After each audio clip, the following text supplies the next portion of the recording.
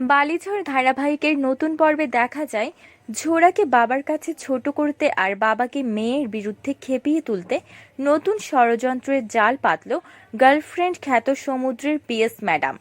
ঝোড়াকে কোনোভাবেই মেনে নিতে পারছে না পিএস ম্যাডামও, কেননা তার প্রতিটি কাজের পিছনে একটাই বাধা, আর সেটা হলো ঝোড়া।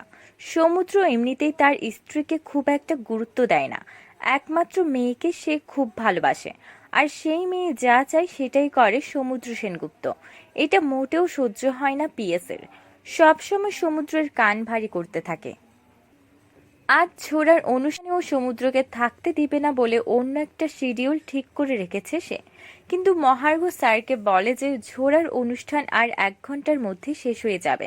সমুদ্র সেনগুপ্ত পিএসকে জানিয়ে দিল তাহলে পরেই যাব, আর তাতেই তো খেপে যায় ম্যাডাম। মনে মনে ঠিক করে, তাহলে আজ আমি তোমাকে এমন কিছু দেখাবো যে তুমি আর মাথা উঁচু করে আমার সামনে দাঁড়াতে পারবে না। আমি তো আগে তোমার দুর্বল জায়গাগুলো ঠিক করে নিই, তারপর তোমাকে ঠিক সাইজ করব। ওদিকে অনুষ্ঠান শেষে ঝোড়া চলে যায় হোটেলে, সেখানে স্রোতের বৌদিও রয়েছে। এদিকে ঠিক সময় মতো ওই হোটেলে গিয়ে হাতে নাতে সমুদ্রকে দেখাতে যায় তার মেয়ে কি করছে। তাই তো সমুদ্রকে বলে, এবার চলো আমরা হোটেলে যাব, ওখানে তো আমাদের একটা প্রোগ্রাম আছে। তাহলে কি এবার স্রোত আর ঝোড়াকে ওই হোটেলে দেখে খেপে যাবে সমুদ্র, নাকি তার আগেই হোটেল থেকে চলে যাবে স্রোত ও ঝোড়া? বন্ধুরা, তোমাদের কি মনে হয়?